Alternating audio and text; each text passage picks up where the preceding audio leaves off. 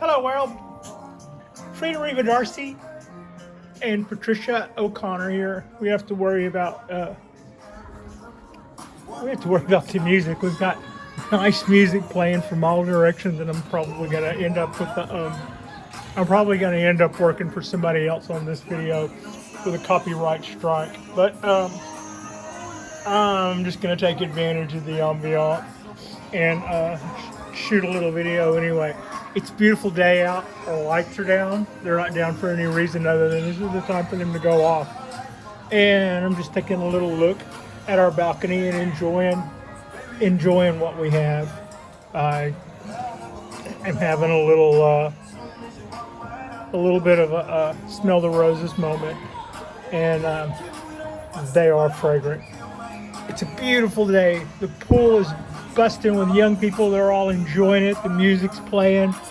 And meanwhile, in the world of YouTube, there are, I've been noticing the last couple of days, or the last week or so, I've been noticing quite a few videos where people are talking about their favorite tree or their top 5 favorite bonsais.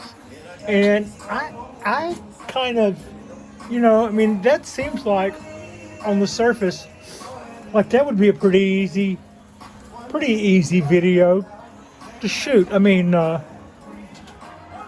Your reason why something is your favorite may make perfect sense or it may not. But at the end of the day, the heart wants what the heart wants. And what a good opportunity to go on about that for a minute and say what it is you like about your favorite bonsai. So, I'm like, okay, what's my favorite bonsai? Nobody came to mind. I really had to think about it. There's all kind of reasons why. First of all, I love all of these trees. So then I thought about it from the standpoint that if somebody who could not be denied for whatever reason in this hypothetical world were to walk up to one of these trees and go, yeah, this one's coming with me, which one would hurt the most? I was kind of trying to find different ways of looking at this. This one would probably represent the most money if I needed to come up with hospital money for Frida or something, right? That would be probably, but that doesn't mean that's, I wouldn't say that's my favorite bonsai. It's a really, really cool, sort of rare tree in that it's Japanese black pine, but it's also a cork bark black pine. This one has a really good pedigree, and it's kind of the same deal as with this one. It would probably, it would probably do okay on market if I were to measure on that, but I'm not really kind of looking at that. I love that because what it is, I love its shape, I love its base. It checks a lot of the right boxes. So, that would be way up there. And that's just in the black pine realm. I also love ponderosas, and this one as well as this one are both in their 20s, late 20s here, and are both Yamadori. What's not to love about that? But then this Wisteria here, probably the most plain thing on the whole table, and yet I think it looks really pretty in its $12 mold-shaped bonsai pot. It blooms once a year, and it happens to be what started all of this. That as a clone, and me going to my laptop and typing in Wisteria bonsai led to everything. All of this started over that. It's kind of hard not to feel pretty good about that. And then this guy right here, this is a cork bark oak. This is my first project that was one, I thought was cool, and two, just didn't intimidate the teetotal fool out of me to where I felt like I could experiment. I could learn how to do things with it. I could first do what I thought while I was still learning how to do what I should be doing, and we've come a long way together. So plus it came from a grower who's no longer here. It's got some really cool history too, and there's a lot to love about cork bark oaks, as this one. So I can just go right on down the list and say this one checks this box and that box.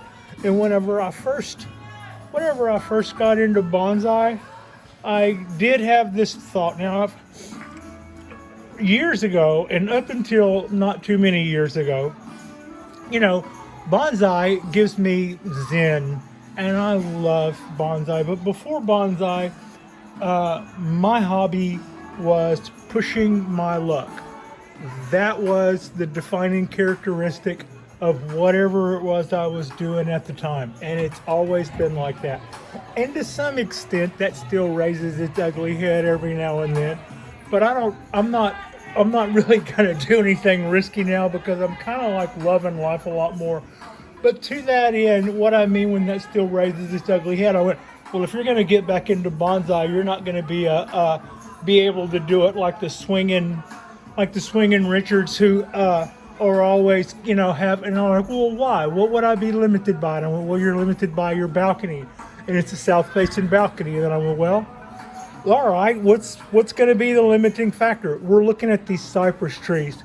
So I broke out the tape measure, and I measured the width of the front door, and that training pot will go through the front door with about an inch or two to spare on either side.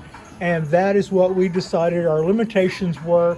And to that end, I wanted to push my luck and see, because I was watching Peter Hahn at Heron's Bonsai, and he was going on about a grouping of pine trees that he had, and this was like 3 or 4 years ago.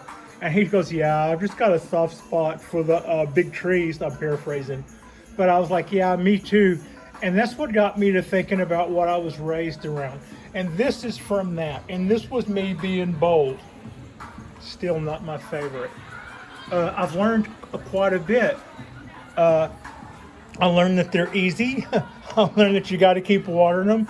I've learned that the temptation is to over prune them and try to style them too much before you get them developed.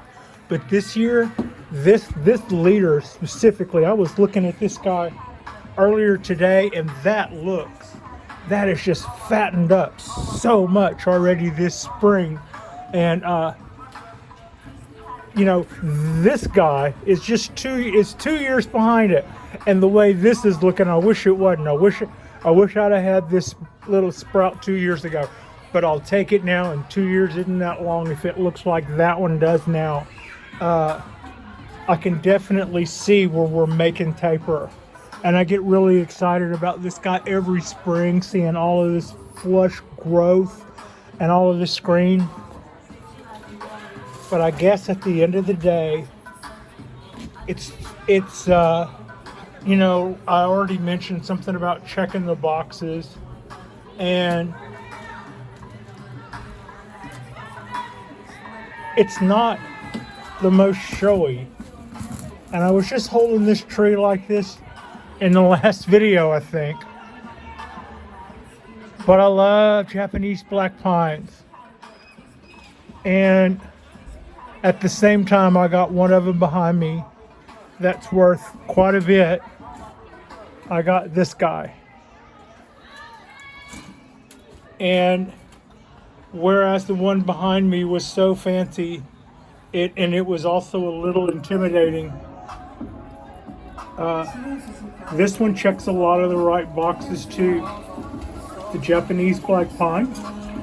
It had a good start from a very well-known grower, not me, Jonas Tonight. I mean that Bonsai Tonight, which is a really, really good blog. I would recommend if you haven't.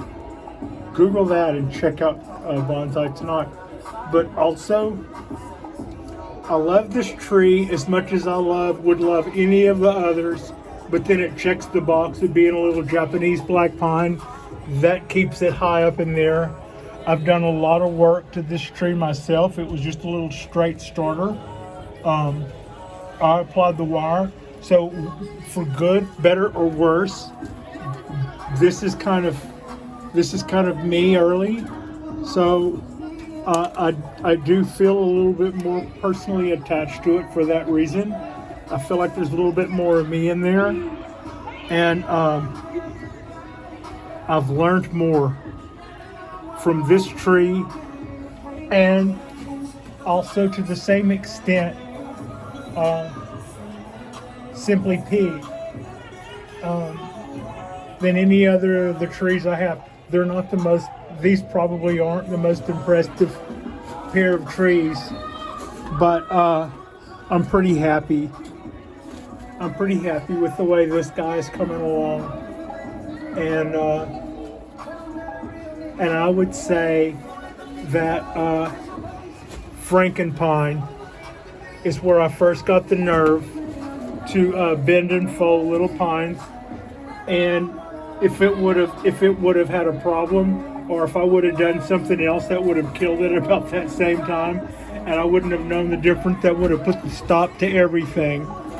But the fun that I've had with all of these trees started right here. And so I would say Frankenpine is Fave. And yeah, I look forward to repot and going down in pot size this time next year when I probably get to repot it. I also look forward to cutting loose all of that wire and such this fall, because that's when it will have been there a year.